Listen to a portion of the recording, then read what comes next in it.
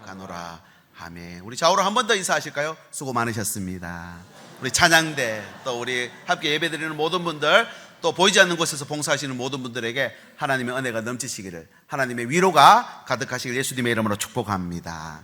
연말이 되면 자연스럽게 한 해를 우리가 이렇게 정리합니다. 집안도 정리를 하게 되고, 또 집에 묵어 있는 것들을 또 이렇게 털어내기도 합니다. 사진이나 또 뭐 휴대폰 안에 있는 어플도 정리를 하죠. 사람들은 비워야 새 것이 들어온다라는 그런 어떤 본능적인 마음이 있는 것 같아요. 정리해야 새해를 맞이할 수 있다. 그래서 이맘때가 되면 무엇을 더 채워넣기보다는 비우기 우선순위가 되는 것 같습니다. 뭔가를 직분을 더 맡거나 아니면 더 일을 또 하는 것보다는 잠시 멈추고 싶고 쉬고 싶은 마음이 있습니다. 그런데 문제는요, 삶의 자리들을 정리하면서도 정작 마음은 정리하는 게 쉽지 않더라는 것입니다. 성경에도 보면요, 우리가 더 채우는 것보다 정리하고 비우는 게 더 중요하다는 말씀을 주십니다. 오늘 말씀에 보면은 사도 바울이 빌립보 교회를 향해 쓴 이 편지인데요, 사도 바울이 뭐라고 고백하느냐면 신앙의 여정을 끝나지 않은 경주에 비유를 합니다. 단순히 비워내는 게 아니라 이 여정을 잘 마치려면은 반드시 잊어버려야 할 것이 있다는 것입니다. 잊어야 할 것. 이미 많은 걸 다 이루었고 누구보다 신앙의 경륜이 깊은 사람이었지만 그는 완성됐다 하지 않습니다. 한 해를 정리하는 동시에 새해를 출발해야 되는 선상에 있는 우리에게 하나님은 오늘 또 뭔가를 더 붙들기보다 잊어야 할 것들에 대한 말씀을 주십니다. 여러분, 잊어야 할 것, 우리가 잘 이걸 잊지 않으면은 새해의 소망이나 꿈이 아무리 크고 좋다 하더라도 늘 곳이 없는 거예요. 왜냐하면 다른 걸로 가득 채워져 있으니까. 예를 들면 이런 의미입니다. 세상의 기준을 그대로 가지고 살면서도 하나님의 길을 우리가 묻습니다. 기도할 때 하나님 인도해 주십시오라고 하시죠. 나는 근데 여전히 세상의 길에 서서 있는데 하나님께 길을 묻는 오류가 나오는 것입니다.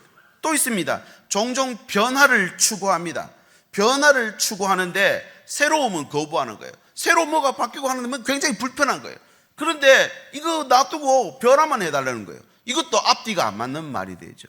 그리고 과거를 붙잡고 있으면서도 미래를 꿈을 꾸고 있다는 것입니다. 과거를 놔야지 미래로 갈 수 있는 것입니다. 그래서 오늘 하나님이 오늘도 우리에게 이렇게 물으십니다. 새해를 맞이할 준비가 되어 있나, 이 말입니다. 내 삶뿐만 아니라 내 마음을 이번 예배 시간에는요 한번 들여다보시기 바랍니다. 내가 새해에 대한 기대와 소망이 있는 만큼 그만큼 내 마음 안에는 그런 자리가 있는지를 확인할 수 있기를 바랍니다. 그렇게 내 마음 안에 자리를 마련하려면 잊어야 할 것이 있다는 거죠. 지난주는 잊지 말아야 할 것들 말씀드렸죠. 세 가지 기억나십니까? 하나님의 은택 잊지 말라 그랬죠. 은택은 하나님 앞에 찬양할 때 우리의 기억이 하나님의 은택으로 바뀌어버린다 그랬습니다. 두 번째는 뭐라 했습니까? 능력. 하나님의 죄사함과 병고침이 우리 가운데 함께 하시는 줄 믿으시기 바랍니다. 이거 잊지 말라는 거예요. 세 번째는 뭐라 했습니까? 회복입니다. 늘 죄를 짓고 늘 병 앞에 우리가 서게 됩니다. 그런데 하나님은 반드시 우리를 회복의 길로 인도한다는 걸 잊지 말라. 이것이 한 해를 정리하고 새해를 맞이하는 마음이라 그랬습니다. 오늘은요 잊어야 할 것이 있어요. 잊어야 할 것. 첫째 뭐냐면요, 바로 안주하는 마음입니다. 안주하려는 마음. 사도 바울의 지금 이 말씀을 보면 굉장히 친절하게 우리에게 겸손한 말로 다가오지만 사실은 자신의 신앙 고백입니다. 그리고 신앙 고백인 동시에 그 빌립보 교회를 향한 하나님이 주시는 메시지가 된다는 것이죠. 이 메시지에는요, 바울 사도가 아주 똑똑한 사람이었기 때문에 의도적으로 이 헬라어 단어를 배분을 시킵니다. 배열을 시켰다는 겁니다. 어떤 의도냐면 굉장히 의도적인 배열이라는 거죠. 이 세 가지 의도적 배열인데 첫 번째가 뭐냐면요, 강한 부정입니다. 12절 말씀 볼까요? 12절. 내가 이미 얻었다 함도 아니요, 온전히 이루었다 함도 아니다. 얻었다, 이루었다는 목표에 도달한, 완성된 상태를 뜻합니다. 나는 목표에 도달한 사람으로, 목표를 완성한 사람으로 살지 않겠다. 항상 미완성인 상태로 달려간다는 뜻입니다. 아직 가야 할 길이 남아있음에도 불구하고 이 정도면 됐다, 충분하다, 우리가 시간의 마지막 아니면 한 해의 마지막 부분에 가면은 이제 그만하겠다, 쉬고 싶다 라는 마음이 들어오는데, 이걸 다른 계획을 하지 않고 그대로 그 마음을 받아들이면 안주하는 마음이 된다는 거예요. 그런데 지금 바울 사도는 뭘 합니까? 나 이거 안주하지 않겠다. 끝에 왔지만 안주하지 않겠다. 이 마음입니다. 두 번째 의도적 용법이 뭐냐면 동사의 전환이라고 그랬습니다. 동사의 전환. 12절을 다시 보십시오. 오직 내가 그것을 잡으려고 이렇게 돼 있죠. 얻었다, 이루었다. 이건 완료입니다. 그죠? 완료형. 그 다음 잡으려고는 아직 지금 잡지 못했고 잡으려고 하는 상태이기 때문에 진행형입니다. 진행형. 그러니까 완료형을, 신앙은요 완료형이 아니라 현재 진행형이 우리 신앙이 되어야 한다는 것입니다. 신앙은 완료가 되면 안 돼요. 계속해서 진행이 돼야지 안주하지 않는다는 말입니다. 세 번째 의도적 용법이 뭐냐면 명확한 목적을 기술하고 있습니다. 달려간다 그랬죠. 이 달려간다는 단어는 추격하다, 쫓아가다, 따라붙다. 이 사냥꾼이 어떤 목표물을 끝까지 쫓을 때 놓치지 않기 위해서 집요하게 추적해 갈 때 사용하는 단어가 달려간다라는 말입니다. 그러니까 포기 안 한다는 말이죠.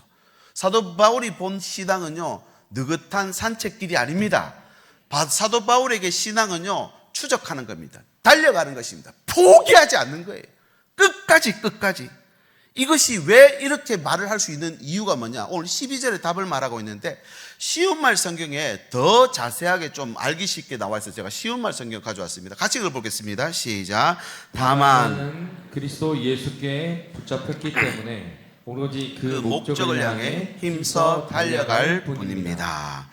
붙잡으려고 달려가는 게 아니라 붙잡혔으니까 거기 실려서 달려간다. 여러분 당시 교회 안에 신앙에 대한 이런 오해가 있었습니다. 신앙을 연륜으로 보는 거예요. 신앙을 지위로 보는 거예요. 신앙을 뭘 이루었던 성취나 기준으로 보는 거예요. 교회의 건물이나 모습, 아니면 받은 직분, 아니면 어떤 자리, 이걸 보고 저 사람 신앙이 이 정도구나 라고 봤다는 것입니다. 근데 사실은 이런 직분이나 성취나 자리로 보면 사도 바울만큼 높은 자리에 있는 사람이 없습니다. 혈통이 제일 꼭대기에 있었죠. 율법적으로도 제일 똑똑했습니다. 열심도 두 번째 가라면 서러울 사람이었죠. 경력도 마찬가지입니다. 어느 것 하나 빠질 수가 없었습니다. 사람들은 바울을 볼 때 이렇게 오해할 수 있습니다. 다 이루었지 않냐? 모든 걸 다 가졌네. 그렇지 않겠습니까? 근데 바울은 끊임없이 이렇게 말합니다. 3장, 오늘 읽은 말씀 3장 앞부분에 7절, 8절 보겠습니다. 그러나 무엇이든지 내게 유익하던 것을 내가 그리스도를 위하여 다 해로 여길 뿐이라. 몇 가지를 해로 여기는 게 아니라 다, 모두 다 해로 여긴다. 8절에 배설물로 여긴다. 여러분 바울 사도의 늘 하는 이 신앙의 고백을 여러분 기억하십니까? 사도행전 20장 24절 이 말씀 대표적인 말씀인 것 같아요. 내가 달려갈 길과 주 예수께 받은 사명 곧 하나님의 은혜의 복음을 증언하는 일을 마치려 하면은 나의 생명조차 조금도 귀한 것으로 여기지 아니하노라. 완료형입니까? 진행형입니까? 진행형이에요. 계속 가야 한다는 것입니다. 안주하지 않는다는 것입니다. 신학자들은 이 바울의 신앙을 이렇게 정의합니다. 바울의 성화는, 잘하고 싶어하는 그 마음은 불안한 자기 증명이 아니라 이미 주어진 은혜가 만들어낸 거룩한 긴장감을 가지고 있다. 은혜를 계속해서 공급받고 있으니까 그 삶의 긴장감이 계속 일어난다는 것입니다. 여러분 오늘 이 예배 가운데도 하나님의 은혜가 우리 삶에 부어지길 예수님의 이름으로 축복합니다. 또 정의를 이렇게 합니다. 바울의 달려감은 구원 얻기 위함이 아니라 구원이 만들어낸 삶의 방향이었다. 그가 왜 땅 끝까지 갔고 그가 왜 그렇게 핍박을 받으며 그렇게 복음을 전했느냐? 구원이 만들어낸 삶의 방향이라는 것입니다. 이게 중요합니다. 우리 신앙에는 여러분 도착이 없습니다. 도착은 하나님 나라 갔을 때 거기가 도착이 되는 줄 믿으시길 바랍니다. 그런데 도착하기도 전에 멈췄다. 이건 안주하는 것입니다. 다른 거 하지 않고 이제 그만하겠다. 이건 결국은 내 성장 자체를 멈추게 만드는 굉장히 안 좋은 마음 속에 있어 버려야 될 것들이라는 거죠. 기업을 보십시오. 기업들 그렇게 유명하고 잘 나갔던 기업들이 어느 날 소리 소문 없이 사라져 버립니다. 왜냐하면 성장, 발전을 멈춰버렸거든요. 지금도 세계 인류 기업들은요 정신없이 연구하고 개발하고 발전해 가고 있습니다. 심지어 옷도 한번 생각해 보십시오. 지금 옷을 만드는 디자이너들은 겨울 옷을 디자인하고 있을까요? 봄 옷을 디자인하고 있을까요? 봄옷 디자인하며 좀 더 잘 나가는 디자이너는 여름옷 디자인하고 있을 것입니다. 이것입니다. 우리는 계속 안주하고 있으면 안 된다는 거예요. 하나님이 주신 이 말씀을 가지고 내게 주시는 오늘 말씀뿐만 아니라 내일의 말씀도, 또 우리 자녀들의 말씀도, 온 세계와 열방을 향한 말씀도 하나님께 받아 누려야 되는 줄 믿으시기 바랍니다. 그런데 여기 내가 받은 복에 안주하고 앉아 있으면 결국은 멈춰버린다는 거죠. 여러분, 그래서 이렇게 적용을 해야 되겠습니다. 적용 1번, 우리 같이 한번 읽어볼까요? 시작. 이만하면 됐다는 생각을 잊어버려야 됩니다. 연말 되면은 대부분 뭐 사람의 본능인 것 같아요. 오늘까지만, 올해까지 이만하면 충분했습니다. 내년부터는 그만하겠습니다 라는 마음이 떠오르죠. 신앙은 그런데 여러분, 상대평가가 아니라 절대평가입니다. 1달란트, 2달란트, 5달란트. 아마 1달란트 받은 사람은 왜 2달란트 안 주나? 2달란트 받은 사람은 왜 5달란트 안 주시나? 그랬겠죠. 그런데 보십시오. 1달란트 받은 사람은 상대평가해 버립니다. 나는 저기보다 덜 받았으니 땅에 묻어놔 버린 거죠. 2달란트 받은 사람은 절대평가했습니다. 5달란트보다 적게 받았지만 내게 주신 달란트로 알고 하나님 앞에 안주하지 않고 드렸던 거예요. 여러분, 생각해 보십시오. 이 상대평가는 굉장히 위험한 생각입니다. 형제 간에도 서로 첫째와 둘째를 비교하면요, 전문가들은 굉장히 그 마음에 상처를 주는 일이다라고 말합니다. 여러분, 우리의 신앙도 마찬가지입니다. 우리 삶에 자꾸만 다른 사람과 상대평가, 저 사람보다는 나보다는 저 사람이, 이렇게 비교하기 시작하면요, 결국은 안 하고 싶어요. 하기 싫어요. 여러분, 하나님 앞에서는 절대평가입니다. 오늘도 주님 앞에 갔을 때 어떤 사람은요, 많이 주었으니까 많이 내놔라 하실 것입니다. 어떤 분들에게는요, 작은 일이었지만 하나님 앞에 끝까지 견뎌냈으니 착하고 충성된 종아, 네가 나의 즐거움에 참여할지어다, 하나님 확실하게 말씀하시는 줄 믿으시기 바랍니다. 그러면 오늘 우리가 해야 될 일은 뭘까요? 결승선 통과하기 직전까지는 끝까지 달리는 것입니다. 끝까지. 이만하면 됐다는 생각 잊어버려라. 두 번째 적용, 쉼과 안주를 구별해야 됩니다. 분명히 하나님은 쉴만한 물과 푸른 초장으로 우리를 인도해 주시는 줄 믿습니다. 안식이죠. 그런데 이 안식과 안주는 구별해야 됩니다. 쉼은 안식을 위해서 쉬는 거지, 안주를 하게 되면 멈춰버린다는 거죠. 여러분, 어떠십니까? 내년 봉소 그만하겠습니다. 그러면은 어떻게 하실 건데요? 좀 쉬고 싶어요. 그 다음 계획이 없는 거예요. 그럼 안주가 되는 거예요. 조금 호흡을 골랐다가 다시 다른 사역에, 더 큰 사역에 더 열심을 내서 뛰어들겠습니다. 이런 마음이 우리 가운데 있느냐 하는 것입니다.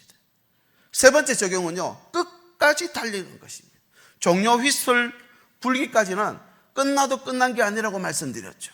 모든 여러분 골들이 다 그 시간에 터지는 건 아니지만 축구 경기에도 추가 시간, 인저리 타임에 많은 골들이 터집니다. 마지막 하나님 불려지기 직전까지도 여러분 내 인생에 하나님의 구원의 역사, 하나님의 놀라운 잭팟이 우리 가정의 구원으로 터지는 줄 믿으시기 바랍니다. 여러분, 기도가 얼마나 놀라운 건지 모릅니다. 마지막 하나님 나라 부름 받는 그날까지 심는 거예요. 심어주시는 거예요. 그 심어놓는 거 우리 후손들이 다 받아 누리는 줄 믿으시기 바랍니다. 그래서 안주하면 안 됩니다. 끝까지 달려가는 겁니다. 요한계시록 2장 26절, 이기는 자와 끝까지 내 일을 지키는 그에게 만국을 다스리는 뭘 주신다고요? 권세를 주신다. 주님만 이 땅을 다스리는 게 아니라 주님과 함께 이 땅 다스리는 권세를 주신다 그랬으면 어떤 자에게요? 끝까지 달려가는 자에게. 안주하면 그거 다 누리는 거 못해요. 처음에는 시작 좋은데 마지막 안 좋은 분들이 있으시죠. 여러분, 어떠십니까? 이 올 한 해 2025년도 희망차게 시작했지만 끝에 오니까요, 또 다른 생각이 드는 거죠. 여러분, 여기서 끝나면 안 됩니다. 2026년 반드시 새로운 꿈과 비전을 주님께 받으시기를 예수님의 이름으로 축복합니다. 여러분, 이것이 하나님 앞에 서야 될 자세입니다. 근데 안주하면요, 이 정도면 충분하다.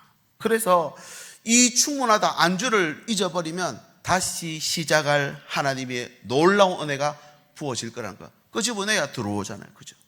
두 번째는요, 후회입니다. 후회하는 마음을 잊어버려야 됩니다. 연말이 되면 마음속에 자꾸 생기는 감정이 있다고 그랬죠. 기대와 소망보다는 후회, 또 자책, 또 어떤 무력감, 이걸 통계적으로 사람들이 많이 경험한다 했습니다. 왜냐하면 이 자꾸 뒤를 돌아보면 나를 거기다 자꾸 묶어 놓는 거예요. 회개와 후회는 다릅니다. 회개는 나를 앞으로 나가게 만들지만 후회는 나를 뒤에다 잡아놓았다는 것입니다. 내가 왜 그랬을까? 그때 좀 기도했으면 결과가 달라지지 않았을까? 그때 다른 선택했으면 하나님 내게 복을 더 주셨을까? 자꾸 거기 돌아가는 거예요. 여러분, 과거는요, 우리에게 교훈은 될 수 있겠지만 기준이나 미래에 대한 결론이 될 수가 없습니다. 그래서 바울 사도가 이렇게 말합니다. 13절, 오직 한 일, 즉 뒤에 있는 것을 잊어버리고, 이렇게 되어 있는데요, 오직 한 일, 이거는 우선순위를 말합니다. 무엇보다도 제일 먼저 해야 할 일이 뭐냐? 뒤에 있는 것을 끊어내버리는 거예요. 실패했던 것을 말하는 게 아니라 그 모든 일들 말입니다. 바울 사도는 회심 전까지는 안 좋았던 기억이겠죠. 이거 잊어버려야 되고, 또 회심 이후에 사역을 넉넉히 감당했습니다. 하나님의 은혜 가운데 온갖 기적과 역사를 경험했습니다. 이것조차도 잊어버려라, 끊어버려야 앞으로 나갈 수 있다. 13절 볼까요? 13절 제일 끝부분입니다. 앞에 있는 것을 잡으려고. 이 문장을 합하면 이렇습니다. 뒤에 있는 것을 잊어버리고 앞에 있는 것을 잡는다. 그러니까 일반을 바꿔보면 앞에 있는 걸 잡으려고 뒤를 잊어버리는 것. 운동 경기 선수가 달리기를 합니다. 이 디딤발을 박차고 뒤로 밀어내야 앞으로 확 나가는 것이죠. 스케이트 선수가 결승점에 들어갈 때 나를 확 들이밉니다. 100m 선수가 결승점 통과할 때 가슴을 확 들이밉니다. 이런 장면이 바로 뒤에 있는 것을 잊어버리고 앞에 있는 것을 잡는 그런 모습이 되는 것입니다. 그래서 이 로마 식민지였던 빌립보 교회가 있었던 그 도시는요, 계속해서 과거를 중요하게 여겼습니다. 너 업적이 뭐였냐? 과거에 뭘 이루었느냐? 과거에 네가 어떤 일을 했느냐? 반대로 그 과거에 잘못한 일이 있으면 종인 거예요. 잘한 일이 있으면요, 귀족이 되는 것입니다. 대우를 받는 것입니다. 이런 문화 속에서 그 사람들은 이미 자신들의 신분이 결정되고 말았죠. 희망이 없는 상태입니다. 새해가 와도요, 뭔가 더 할 수 있는 꿈과 비전이 없어요. 그런데 이 바울 사도가 이 말씀을 통해 선을 딱 그어버립니다. 뭐라고요? 앞에 있는 것을 잡으려면 뒤에 있는 거 잊어버려라. 이거는 이 모든 백성들에게 똑같은 이야기입니다. 죄를 단순히 덮어버려라, 이 말이 아닙니다. 후회와 회개는 구별돼야 된다 그랬죠. 회개는 방향을 바꿔서 가게 되는 겁니다. 후회는요, 거기 나를 멈춰 있게 만드는 것입니다. 후회는 겉보기에 겸손해 보이지만 신앙을 가장 오래 잡아두는 감옥이다, 이렇게 해석합니다. 주석가들이 이렇게 말합니다. 후회는 신앙을 자라지 못하게 만드는 가장 위험한 뭐라고요? 장애물이다, 장애물. 아무리 하나님의 말씀을 공급받아도 후회가 저기 있으면요, 계속 거기 끌려다니는 거예요. 오늘 주일 말씀을 받아서 내일을 살아가야 되는데, 이번 한 주간 하나님 말씀의 능력을 체험하며 병 고침과 제사함을 누려야 되는데 자꾸만 뒤에 있는 후회가 나를 붙잡고 있는 거예요. 교회 성장학자들이 교회를 두 종류의 교회로 구분하더라고요. 한 교회는요, 건강한 교회입니다. 또 한 교회는 어떤 교회냐면요, 뚱뚱한 교회랍니다. 살찐 교회. 은혜가 공급됐어요. 그 은혜가 내 삶의 성장으로 이어지지 않으면 영양은 계속 공급되는데 성장이 안 되면 전부 이 영양분이 어디로 갈까요? 뱃살로 가는 거예요. 지방으로 가는 거예요. 여러분, 우스갯소리 같지만 한번 우리 교회를 한번 돌아보시죠. 우리 교회는 뚱뚱한 교회입니까? 건강한 교회입니까? 하나님이 영양분이 공급됐는데 내 삶에 이번 한 해 동안 내 가정에 내 일터에 하나님의 은혜가 이렇게 공급됐지만 이 공급된 것 가지고 성장하지 못하고 후회라는 이 줄에 걸려가지고 끊임없이 거기 머물러 있으면 결국은 영양은 공급되는데 성장하지 못하는 그냥 비만으로 남아있는 상황이 되고 많다는 것입니다. 여러분, 저는 우리 교회가 성장하는 교회, 하나님 앞에 건강한 교회 될 수 있기를 예수님의 이름으로 축복합니다. 그래서 이번 올해 들어서도 하나님께 자꾸 기도를 하라고 하시는 거예요. 목사가 하나님 말씀 잘 전하면 되지 기도가 뭐 필요합니까? 아닙니다. 기도해야 됩니다. 기도해야 교회를 건강하게 만들 수 있습니다. 교회를 건강하게 섬길 수 있습니다. 그래서 여러분이 주는 이 보내드리시는 이 헌금 봉투 뒤에 기도 제목 적으시죠. 앞에도 적으시죠. 이 헌금 봉투는 하나도 쓰레기통에 안 들어갑니다. 돈은 재정부로 간다 했습니다. 안에 있는 헌금 봉투는요, 제 방에 다 들어옵니다. 목양실에 하나도 버리지 않고 이거 붙잡고 기도합니다. 일주일 내내 기도합니다. 여러분, 그 기도 제목 하나님께서 우리 교회를 건강하게 만들기 위해서 이루어져 가야 되는 줄 믿습니다. 근데 자꾸만 과거에다가 내 삶을 묶어놔놓고 그 기억을 자꾸 되뇌이는 거예요. 안 좋았던 거, 나빴던 거, 힘들었던 거, 섭섭했던 거. 여러분, 새해를 맞이하기 전에 내 안에 모든 섭섭한 것들 예수 이름으로 다 끊어내시길 축복합니다. 여러분, 후회는 버린다는 것, 기억을 지운다는 것이 아니라 방향 바꾸는 것입니다. 방향 바꾸는 게 회개죠. 진정한 회개는 돌이키는 것입니다. 후회는 과거를 붙잡고 있지만 회개는 오늘을 새롭게 받습니다. 새해를 앞둔 이 시기에 뭘 해야 될까요? 하나님 앞에 지나간 일들 회개하고 앞으로 다시 내딛는 것. 그렇게 하려면 내 안에 있는 잊어야 될 후회될 상황들 한번 보십시오. 습관들 있죠. 정죄하고 비판하고 원망하고 불평하고 미움, 다툼, 시기, 질투. 여러분, 2025년에 다 내려놓고 2026년 새해를 맞이하시기를 축복합니다. 이것이 후회를 잇는 것입니다. 마지막 세 번째는 보상입니다.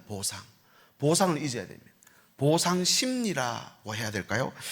인생은 숫자로, 성취로, 비교로 사람 평가한다 있습니다. 인생을 세상이 그렇게 나를 평가하는 것뿐만 아니라 나도 그렇게 평가를 해요. 나도 얼마나 벌었다. 이 정도 벌면은 어느 정도 내 경제 수준이 몇 년 후에는 올라갈 것인가 자꾸 확인하고 싶어요. 그래서 어떤 투자를 해놔놓으면 거기서 눈을 못 떼는 거죠. 올라가나 내려가나 그거 보고 앉아있으니까. 근데 나도 모르게 충분히 보상받고 있는가를 생각합니다. 월급 받는 분들 계시죠? 받는 입장에서는 많이 받는 것 같습니까? 적게 받는 것 같습니까? 적게 받는 것 같습니다. 주는 입장에서는 많이 준다 생각할까요? 적게 준다 생각할까요? 많이 준다 생각합니다. 여기서 쓸데없는 갈등이 일어나는 거예요. 보상심리. 여러분, 이런 신앙은 신앙 속에서도 동일하게 일어납니다. 하나님 앞에 드렸는데, 하나님 앞에 기도했는데 덜 받았다 생각하는 거예요. 안 주신다 생각하는 거예요. 이렇게 되면요, 결국은 인정 못 받는다. 이거 아무것도 능력이 없구나. 그러니까 이 귀한 사역들을 내려놓기 시작합니다. 근데 하나님이 진짜 복을 안 주셔서 그렇습니까? 아니면 같이 섬기는 사람들의 인정을 못 받아서 그렇습니까? 여러분, 한번 돌아보시죠. 사도 바울은 지금 전혀 다른 메시지를 줍니다. 땅의 보상 아니라 하늘의 보상을 보고 달려가라는 것입니다. 14절 보십시오. 14절. 표대를 향하여 그리스도 예수 안에서 하나님이 위에서 부르신 부름의 상을 위하여 쫓아간다. 지금 내가 열심히 봉사했으니까 사람들 박수 받아야 되고 인정받아야 되고 내가 그 자리에 올라가야 된다. 이건 땅의 보상이죠. 그런데 지금 이 보상 심리를 잊어버리라는 거예요. 왜? 부르신 부름의 상은 어디에 있다고요? 하늘에 있다는 것입니다. 하늘에서 우리에게 보상을 주신다는 겁니다. 당시 이 빌립보 도시는 고대 경기장이 많이 있었습니다. 경기장에서 승리한 자에게 주어지는 게 상이죠. 그런데 바울 사도는 그 상을 인용해서 나는 그 상을 기준으로 달리지는 않는다. 그 상은 위에 있기 때문이다. 이 말입니다. 빌립보 도시에서 가장 최고의 보상은 뭐냐? 로마 시민권이었습니다. 로마 시민권. 열심히 노력하고 수십 년 그렇게 돈을 모으고 지위를 받아가지고 마지막 받는 게 로마 시민권인 거예요. 그런데 똑같이 빌립보 교회들도 열심히 신앙생활하고 노력합니다만 그들에게는 로마 시민권이 주어지지 않습니다. 심지어 월급도 안 줍니다. 아무리 노력하고 봉사해도. 우리 교회도 월급 드립니까? 안 드립니까? 매주 보면은 매일 교회 출근하다시피 하는 우리 성도님들 계세요. 제가 월급을 좀 드리고 싶습니다, 사실은. 근데 안 드립니다. 하늘의 상이 우리에게 있기 때문인 줄 믿습니다. 여러분, 나에게 이렇게 살면 남는 게 뭔가? 내가 이렇게 봉사하고 섬겼는데 나는 인정을 하나도 못 받고 있는가? 그건 다 땅의 것이죠. 바울은 이 질문을 바꿔버립니다. 땅의 보상이 아니라 하늘의 보상을 바라보라는 것입니다. 마태복음 6장 16절에 예수님도 이런 말씀합니다. 내가 진실로 너희에게 이르노니 그들은 자기 상을 이미 받았느니라. 여기서 받지 말고 저는 하나님 하늘나라 가서 다 주십시오. 소급 적용해서 거기서 다 받고 싶습니다. 이 땅에는 70이요 강건하면 80이지만 영원한 하나님 나라 가면은 영원히 누릴 수 있는 복인데 그걸 여러분 마다할 사람이 어디 있겠습니까? 세상의 보상은 비교와 경쟁을 낳지만 하나님의 상은 절대 순종을 낳습니다. 여러분, 바울은 위에서 부르신 부름의 상을 위해 달린다 그랬죠. 여러분, 이 말을 바꿔보면 땅의 것들에 대해서 너무 신경 쓰지 않는다는 말입니다. 여러분, 잘 보십시오. 땅의 상, 땅의 인정, 땅의 보상을 신경 안 쓰면 내 갈 길 가는 것입니다. 내 갈 길 간다는 말이 뭘까요? 더 자유롭고 담대하게 하나님 말씀, 하나님 사역 감당하며 살 수 있다는 말인 줄 믿습니다. 새해를 맞이해서 더 하나님 앞에 나가고 싶으시죠. 세상에서 주는 보상 심리를 잊어버리십시오. 왜? 하늘의 상이 있으니까. 바울 사도는 보상을 바라지 않은 게 아니었습니다. 가장 분명하고 확실한 보상을 향한 경주였다는 걸 그의 삶을 통해 보여주고 있습니다. 우리 삶에 반드시 보상이 주어질 수 있기를 진심으로 소망합니다. 상황에 따라 변하는 상대적 보상 말고요, 절대 보상, 하나님이 주시는 세상이 알 수도 세상이 줄 수도 없는 놀라운 하나님의 보상이 새해에 여러분의 가정과 일터에 함께 하시길 축복합니다. 바울이 이 삶을 주석을 이렇게 하고 있습니다. 바울에게 상급은 공로의 대가가 아니라 은혜의 여정이 마침내 완성되는 하나님 편의 인정이었다. 바울이 바란 보상은 하나님의 인정이었다는 거예요.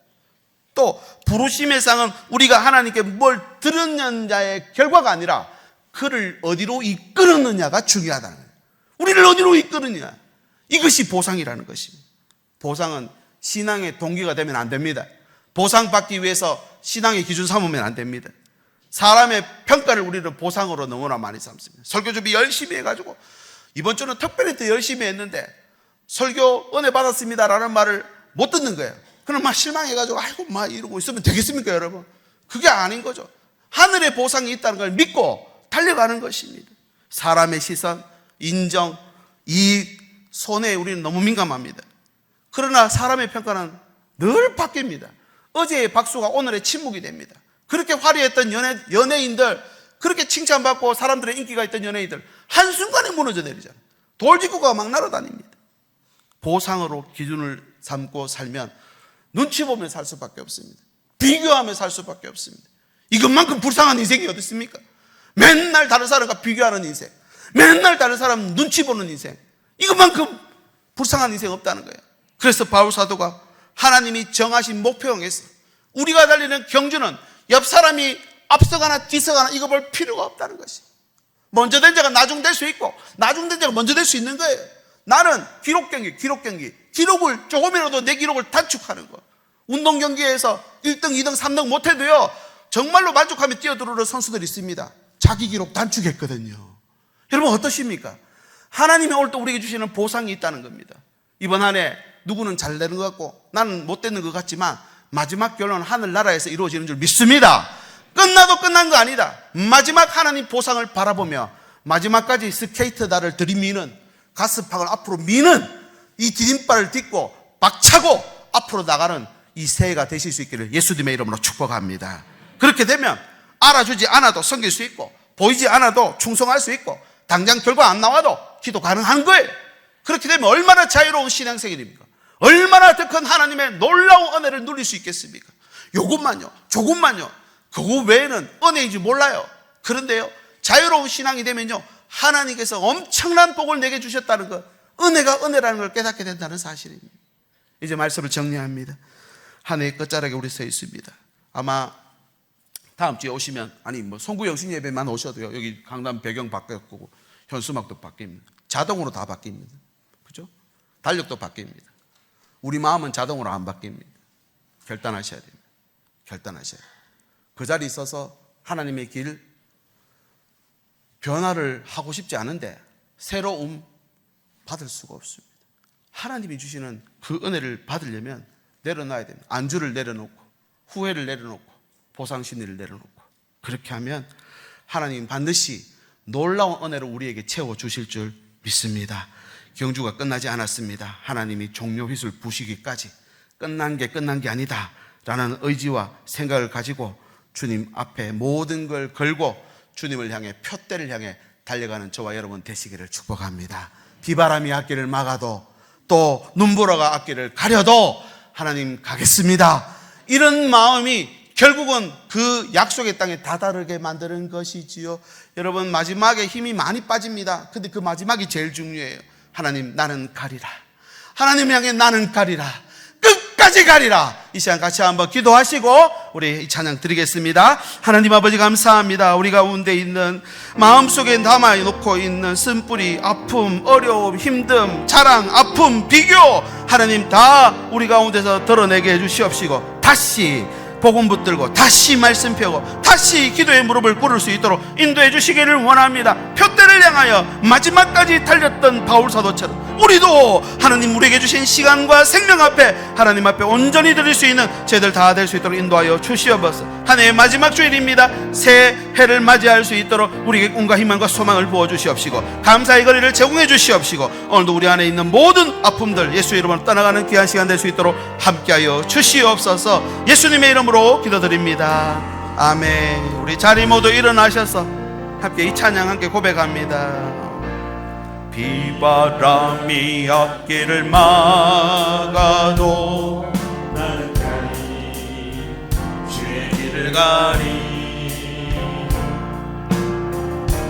눈보라가 앞길을 가려도 나는 가리 주의 길을 가리 이 길은 영광의 길 이 길은 영광의 길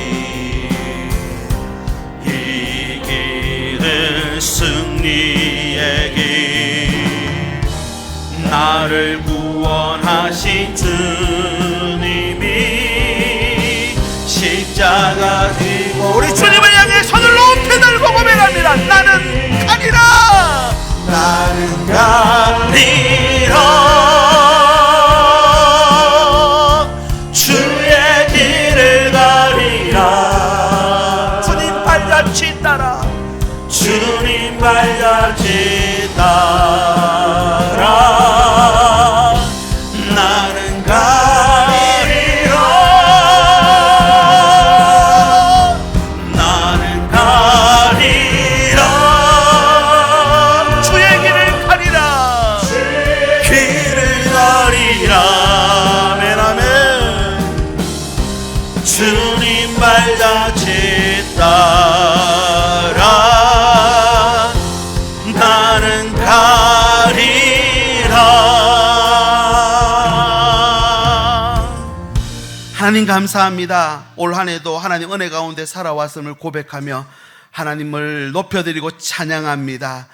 끝까지 달려갈 수 있기를 원합니다. 포기하지 말게 하시고 지치고 쓰러져 있지 말게 하시고 안주하려는 마음, 후회하는 마음, 보상 심리를 내려놓고 하나님 표대를 향하여 달려가는 저희들 되게 인도하여 주시옵소서. 특별히 이 마지막 주일 예배 가운데 기도합니다. 환난 중에 있는 지체들, 삶의 무게에 눌려있는 분들, 아직도 어둠 속에 빛을 잃은 이들에게 주의 얼굴을 비추어 주시옵소서. 고통 가운데 있는 환우들 위해 기도합니다. 육체의 병, 마음의 병, 영혼의 침체로 아픈 가운데 있는 이들 예수의 이름으로 치유해 주시기를 원합니다. 이 시간 아픈 곳에 손을 얹고 선포하기를 원합니다. 하나밖에 없는 대체 불가능한 하나님 아버지의 그 아들 독생자 예수 그리스도의 이름으로 내가 명하노니 내 안에 있는 모든 질병은 떠나갈지어다. 모든 우울증은 묶임을 풀고 떠나갈지어다. 병상에 있는 자들, 치료 중에 있는 자들, 회복 중에 있는 자들 위해 하늘의 권능으로 생명이 부어지게 될지어다. 약한 무릎을 강하게 해주시고 떨리는 마음 성령의 담대함 부어주시고 다시 찬양하게, 다시 기도하게, 다시 믿음의 발걸음 내디딜 수 있도록 주님 함께하여 주시옵소서. 우리의 생명과 호흡의 주인 되신 주님 앞에 우리의 감사 예물을 가지고 나아갑니다. 주일헌금, 감사헌금, 성교헌금, 목적헌금, 소득의 11조를 드리는 손길을 기억하여 주시옵시고 우리의 삶 속에서도 더 많은 고백과 간증 나타낼 수 있도록 함께하여 주시옵소서. 우리 주 예수 그리스도의 은혜와 하나님 아버지의 사랑과 성령의 위로하시고 교통하시고 충만케 하신 은혜가 표대를 향해 달려가기로 다짐하며 머리 숙인 주의 백성들 위해 저들의 가정과 일터 위에 지금부터 영원까지 함께 계실지어다. 아멘.